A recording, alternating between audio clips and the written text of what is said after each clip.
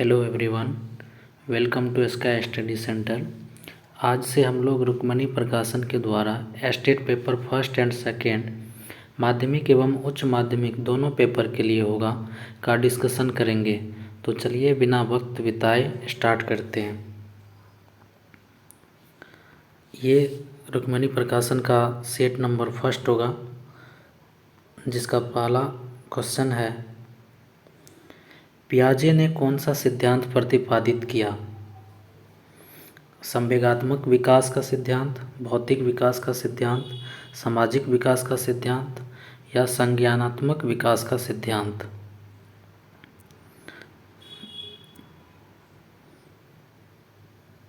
इसका आंसर हो जाएगा संज्ञानात्मक विकास का सिद्धांत।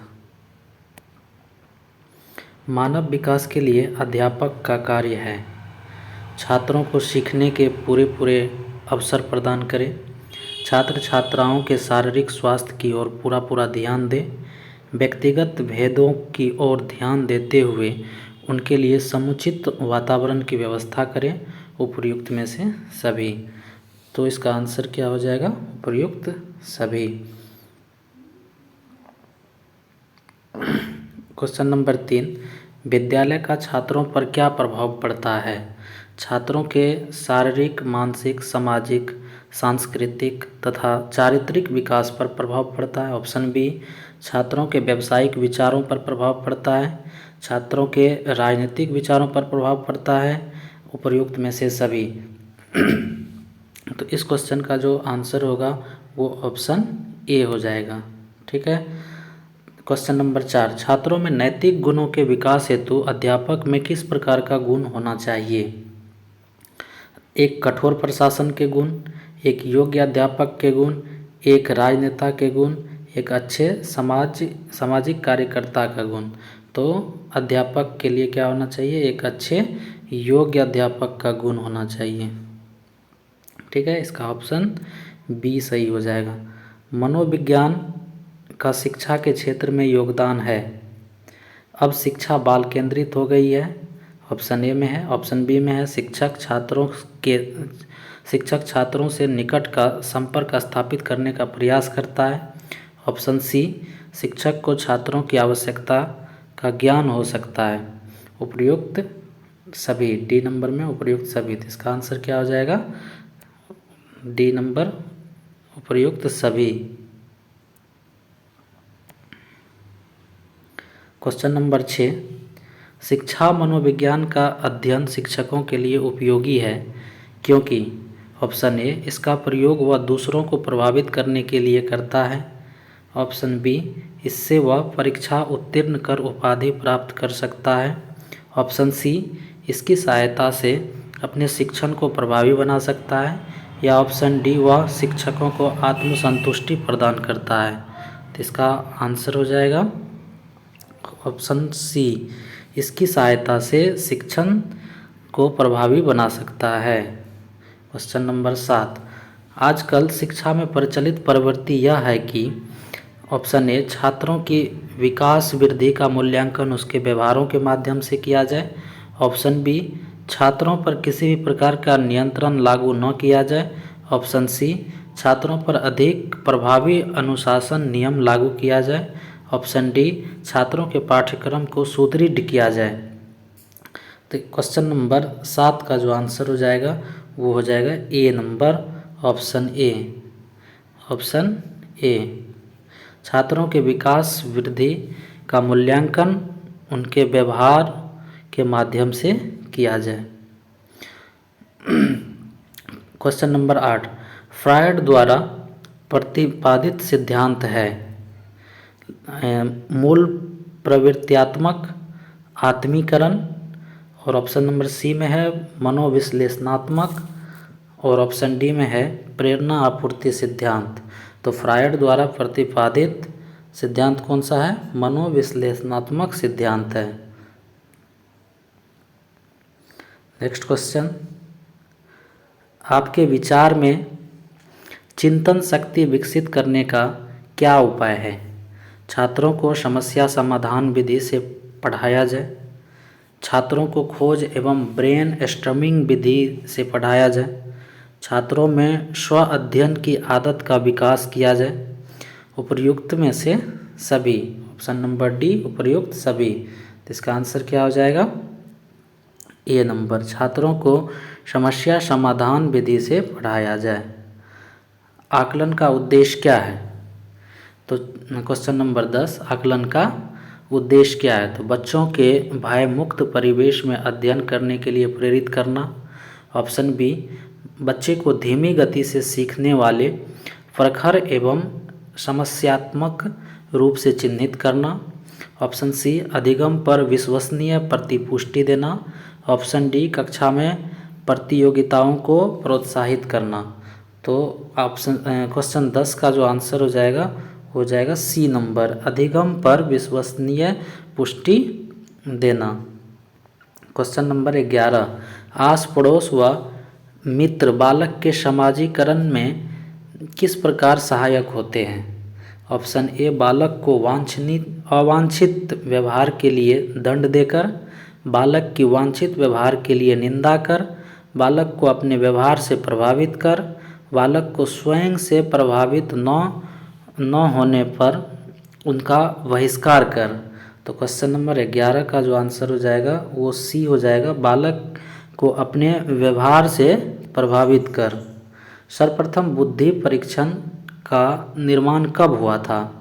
क्वेश्चन नंबर 12, तो बुद्धि परीक्षण का जो निर्माण हुआ था ये 1905 में हुआ था सर्वप्रथम। क्वेश्चन नंबर 13, छात्रों में खेलकूद के प्रति रुचि का विकास अधिक संभव है यदि विद्यालय में खेलकूद के विकास के उचित अवसर दिए जाएं। ऑप्शन बी, खेल के समय छात्रों को कुछ बांटा जाए जैसे फल आदि। ऑप्शन सी, माँ बाप का भी इनके प्रति उचित दृष्टिकोण हो। ऑप्शन डी, बच्चों के उचित माध्यम से खेल के प्रति रुचि विकसित की जाए। तो क्वेश्चन नंबर 13 का जो आंसर होगा वो होगा बालक को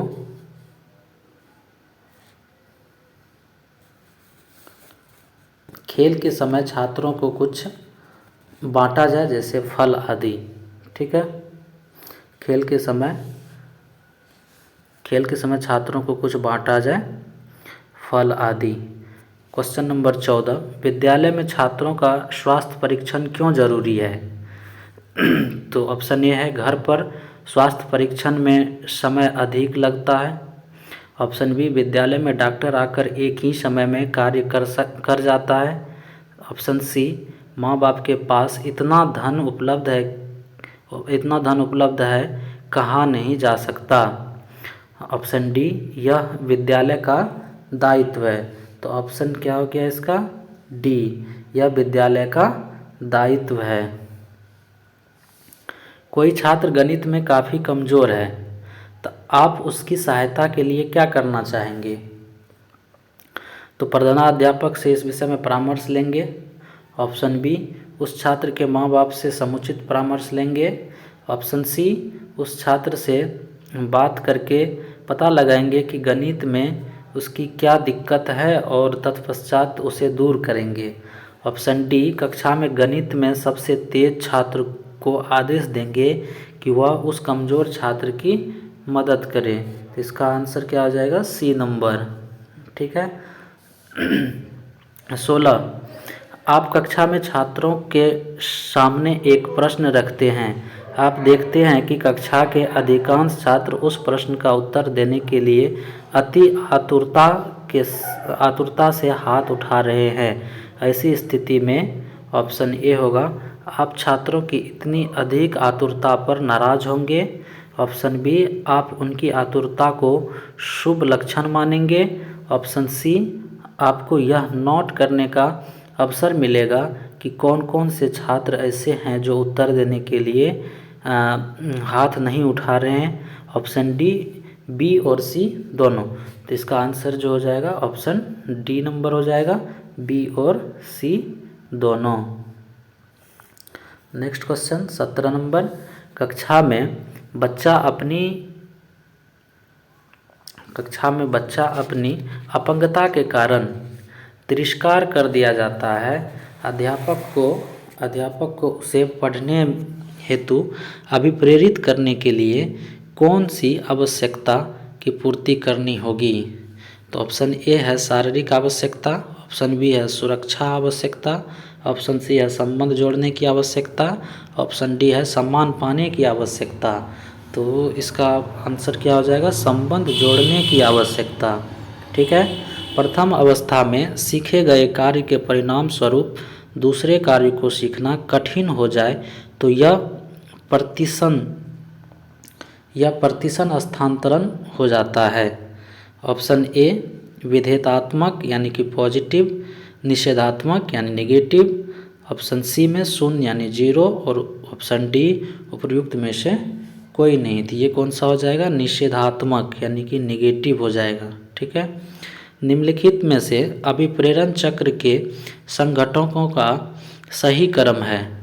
ऑप्शन ए प्रोत्साहन, चालन, आवश्यकता, ऑप्शन बी चालन, आवश्यकता, प्रोत्साहन, ऑप्शन सी चालन, आवश्यकता, चालन और प्रोत्साहन, ऑप्शन डी आवश्यकता, प्रोत्साहन और चालन। तो इसका आंसर हो जाएगा आवश्यकता, चालन और प्रोत्साहन। क्वेश्चन नंबर 20, राष्ट्रीय शिक्षा नीति में केंद्रिक शिक्षाक्रम यानी कि कॉमन कोर कैरिकुलम में ये तत्व सम्मिलित है। ऑप्शन ए भारतीय स्वतंत्रता आंदोलन का इतिहास, ऑप्शन बी संवैधानिक उत्तरदायित्व, ऑप्शन सी राष्ट्रीय अस्मिता और ऑप्शन डी उपर्युक्त में से सभी।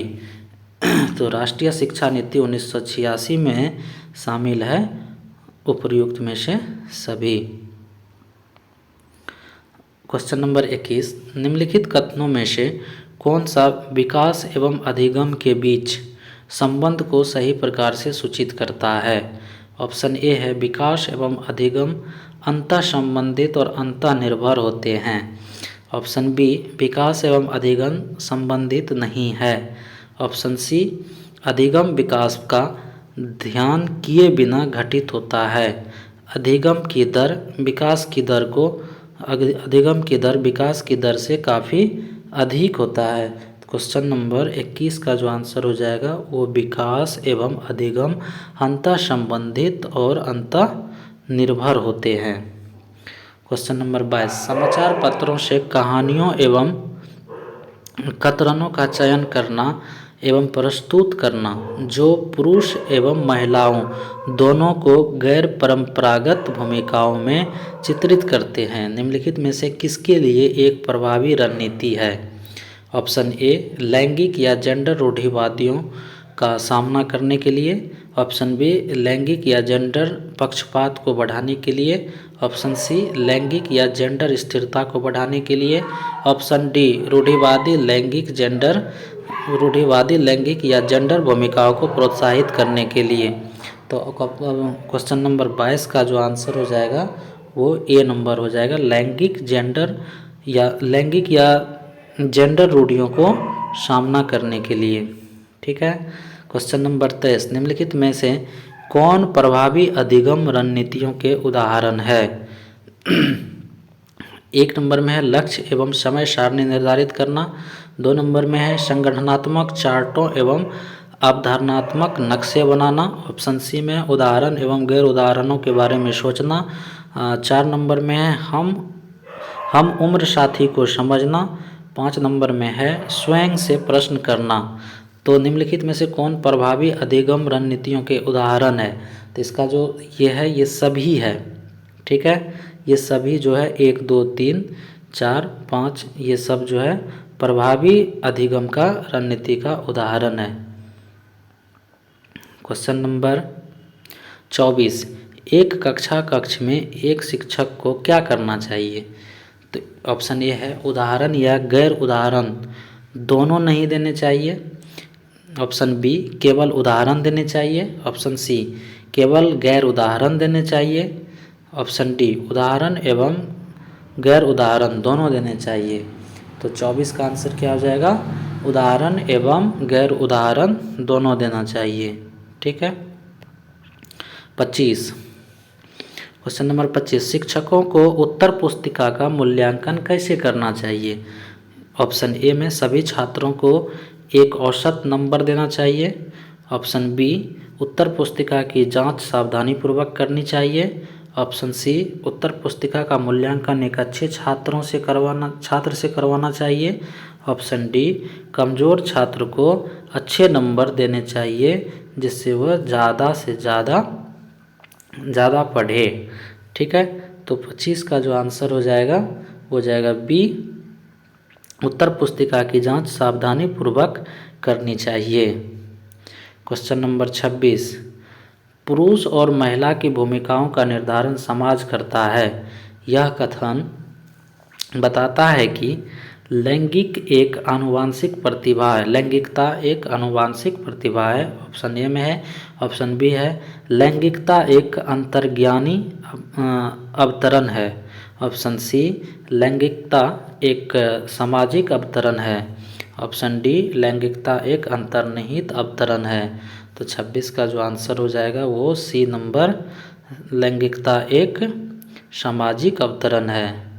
दिव्यांगजन अधिकार अधिनियम वर्ष डैश में लागू किया गया था। मतलब दिव्यांग अधिकार अधिनियम किस वर्ष लागू किया गया था? तो दिव्यांग अधिकार अधिनियम 2016 में लागू किया गया था। क्वेश्चन नंबर 28, निःशुल्क एवं अनिवार्य बाल शिक्षा अधिकार अधिनियम 2009 बच्चों की निःशुल्क शिक्षा के अधिकारों को सुनिश्चित करता है।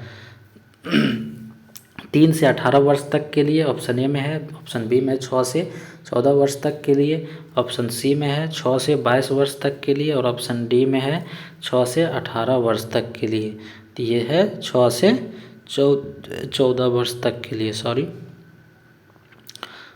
क्वेश्चन नंबर 29, जिस दिए गए कार्य को करते समय बच्चे स्वयं आनंद लेते हुए अनुभव प्राप्त करते हैं उसे क्या कहा जाता है?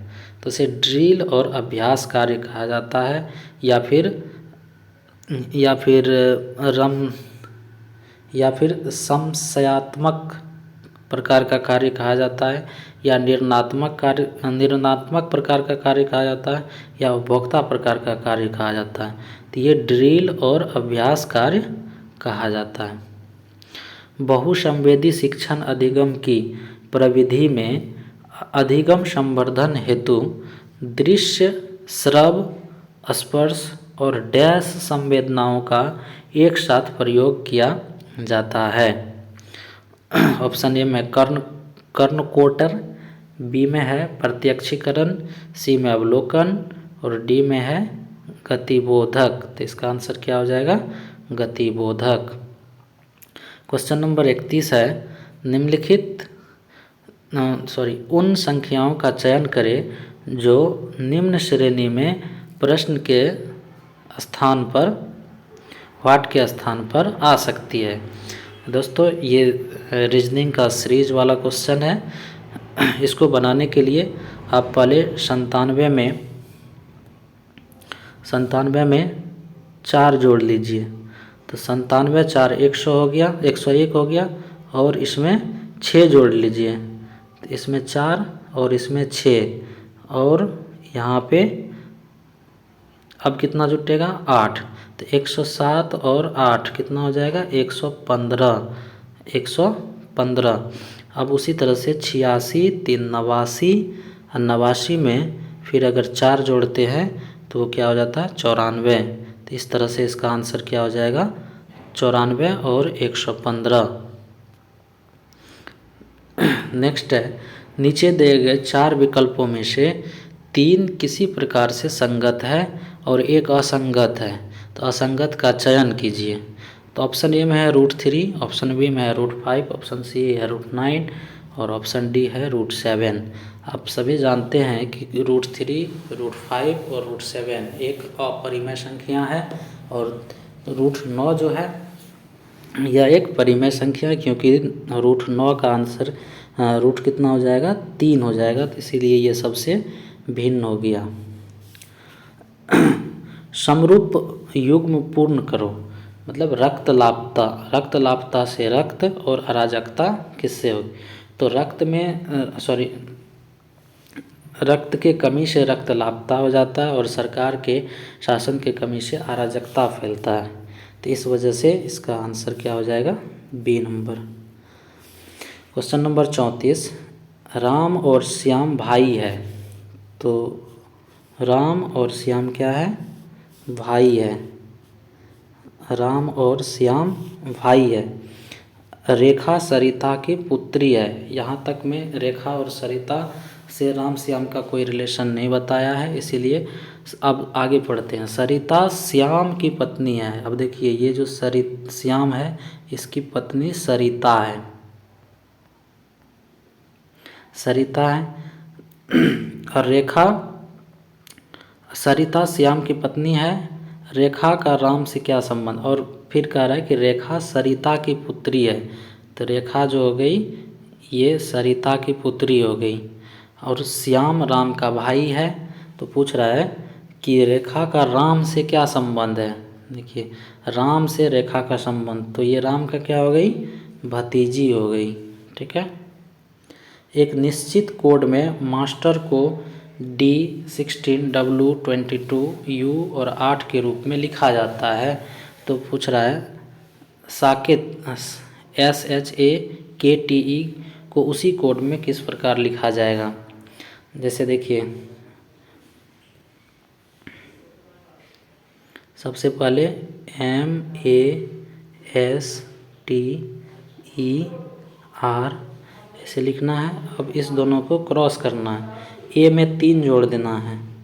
तो ए में जैसे 3 जोड़ेंगे तो ये D हो जाएगा, और M क्या होता है, 13 होता है M का, और 13 में 3 जोड़ेंगे तो क्या हो जाएगा, 16। तो इस तरह से D और 16।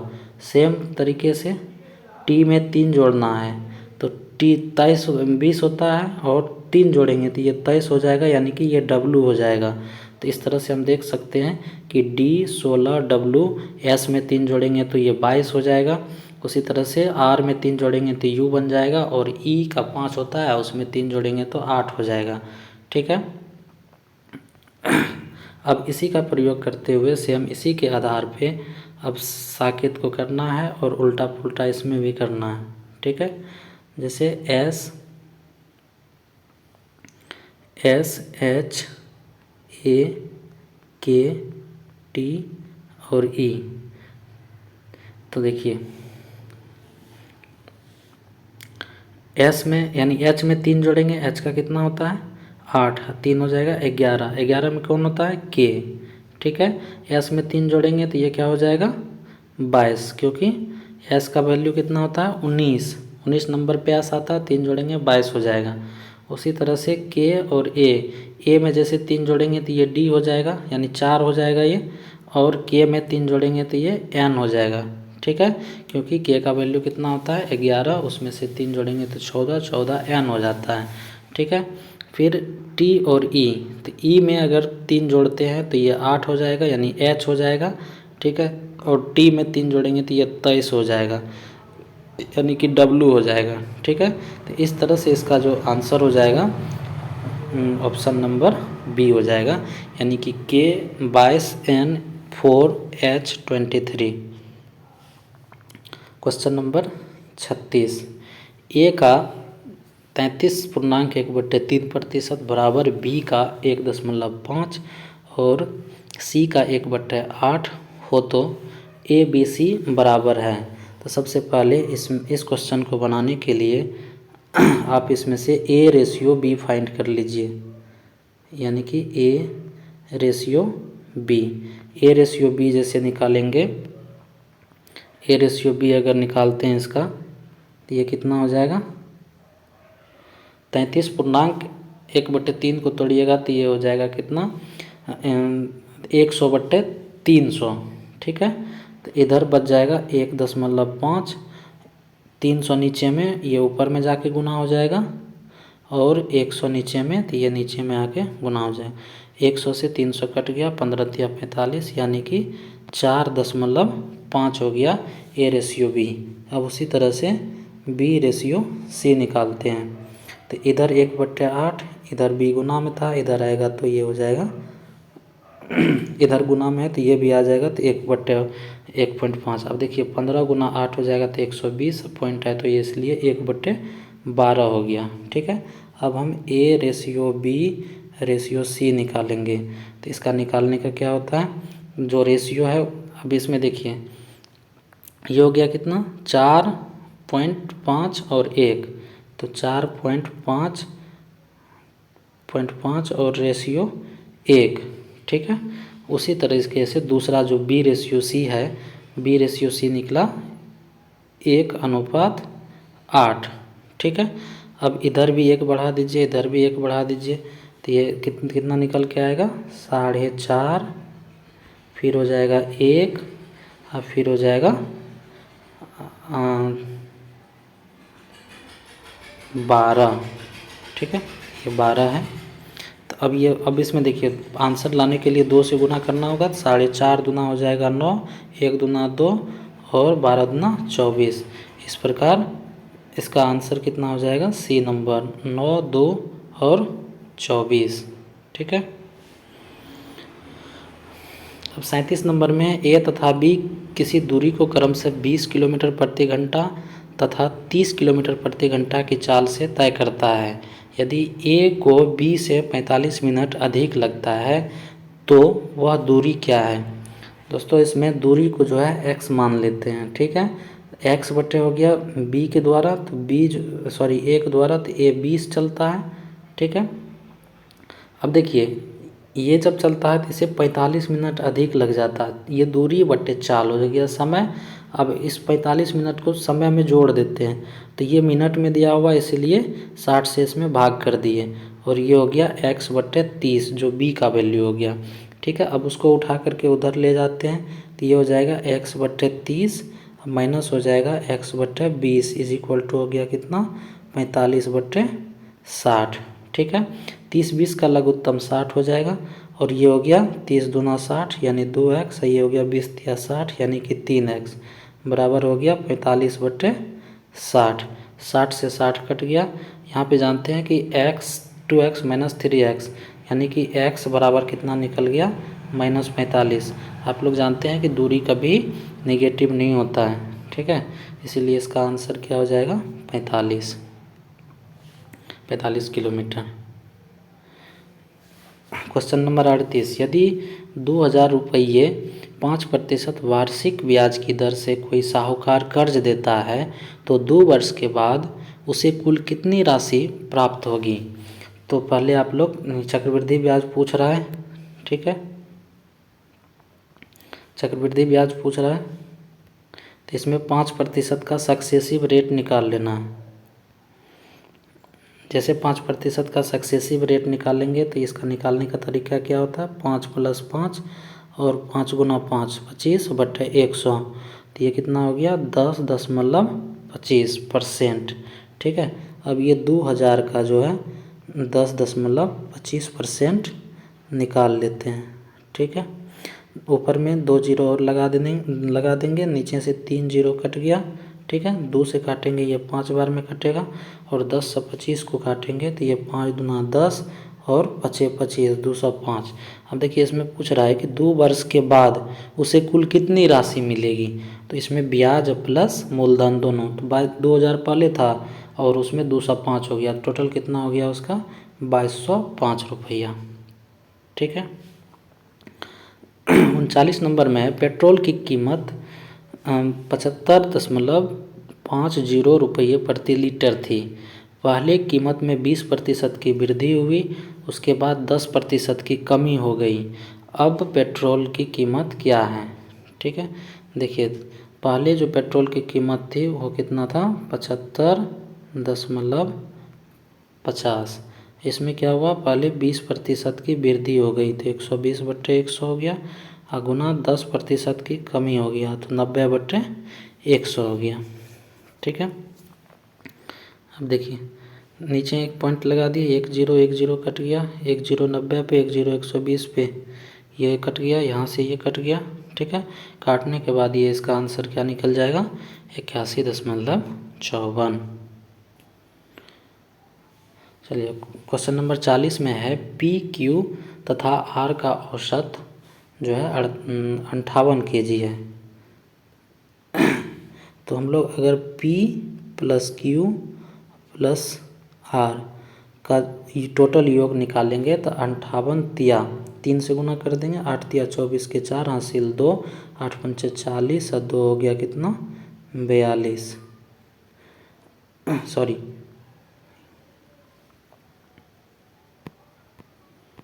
3 से गुना करना है, 8 तिया 24 के 4 हासिल बचा 2, 5 तिया 15, 2 17, ये हो गया 174। अब बोल रहा है कि P और Q का औसत भार 54 kg है। तो P + Q का जब औसत योग निकाल लेते हैं तो 54 दूना कितना हो जाएगा 108। फिर कह रहा है कि Q और R का जो औसत है वो 48 kg है। 48 दूना कितना हो जाएगा, योग निकाल लेंगे तो 96। अब यहाँ पे देखिए सबको अगर जोड़ते हैं तो P एक बार आएगा, Q 2 बार आ जाएगा तो 2Q हो जाएगा, यहाँ से R एक बार, ये दोनों जुटेगा तो 8 6 14 और 10 9 19 1 20, 204 हो गया।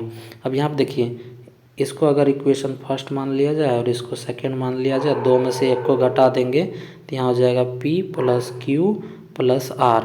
अगर ये घट जाता है तो ये हो जाएगा 174, इधर घट जाएगा, ये हो जाएगा 0 और 20 में से 17 चल गया तो 33। तो ये किसका निकला Q का, और हमें Q का ही पूछ रहा था। तो Q का भार कितना हो गया 30 kg। ठीक है। क्वेश्चन नंबर 41 बोला छऊ बिहार के अतिरिक्त किस राज्य का भी लोक नृत्य है।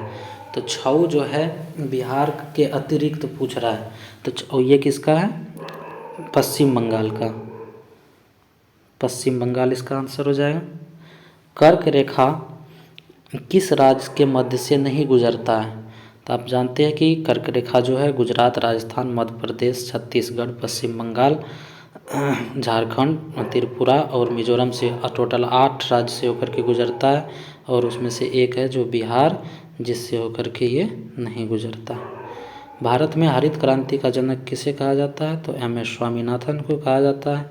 बिहार में बहने वाली नदियों में किसका उद्गम अमरकंटक से है। तो अमरकंटक से किसका है, सोन का। विश्व क्रिकेट कप 2023 में सबसे ज़्यादा रन बनाने वाली खिलाड़ी कौन बना है। तो विश्व क्रिकेट कप में विराट कोहली सबसे अधिक रन बनाया और इसे मैन ऑफ द टूर्नामेंट भी मिला, sorry player of the tournament. समतल दर्पण के लिए प्रतिबिंब, तो समतल दर्पण में कैसा बनता है, आभासी और पार्श्विक उल्टा। उल्टा कहने का मतलब राइट साइड उसका लेफ्ट साइड बनेगा और लेफ्ट साइड उसका राइट साइड बनेगा। मानव विकास रिपोर्ट किसके द्वारा प्रकाशित की जाती है। मानव विकास रिपोर्ट जो है संयुक्त राष्ट्र विकास कार्यक्रम के द्वारा पेश की जाती है। लोथल स्थल पर हड़प्पा सभ्यता के अवशेषों की खोज निम्न में से किसने की थी। तो लोथल में RS राव किया था। ऑप्शन ए में है RD शर्मा, ऑप्शन बी में RS बिष्ट, ऑप्शन सी में RS राव, डी में है RD बनर्जी। तो इसका जो लोथल में हो गया वो कौन हो गया, RS राव। अब देखिए दयाराम साहनी जो है 1921 ईस्वी में हड़प्पा सभ्यता की खोज किया था। RS बिष्ट, बिष्ट से बनावली याद रखिए, बिष्ट ब से बनावली, ब से बिष्ट बनावली, ये 1947 ईस्वी में इसका खोज किया था। और राखल दास बनर्जी ये मोहनजोदड़ो का खोज 1922 ईस्वी में किया था। और दयाराम साहनी हड़प्पा का खोज 1921 ईस्वी में किया था। अब पूछ रहा है 49 नंबर क्वेश्चन है, गैलापैगोस द्वीप किस रूप में प्रसिद्ध है। ए में है यूरिया उत्पादन हेतु, बी में पक्षियों के वृहद निवास हेतु, सी में है वृहद पक्षी प्रजनन केंद्र के रूप में, डी में पक्षियों के मल के ढेर के रूप में। तो इसका आंसर हो जाएगा पक्षियों के मल के ढेर के रूप में। ये गैलापैगोस द्वीप जो है ये प्रशांत महासागर में जो है भूमध्य रेखा के आसपास का एक द्वीप है। ठीक है, जहाँ पे पक्षियों के मल से ये इस द्वीप का निर्माण हुआ है। निम्नलिखित में से कौन सी मृदा संरक्षण की एक विधि है तो मृदा संरक्षण की विधि को छाद कहा जाता है। क्या कहा जाता है? छाद। ठीक है, इस तरह से हमारा एस्टेट का पहला सेट का 50 क्वेश्चन खत्म हुआ। आप लोग को कैसा लगा ज़रूर फीडबैक दीजिए। अगर अच्छा लगा तो चैनल को सब्सक्राइब कर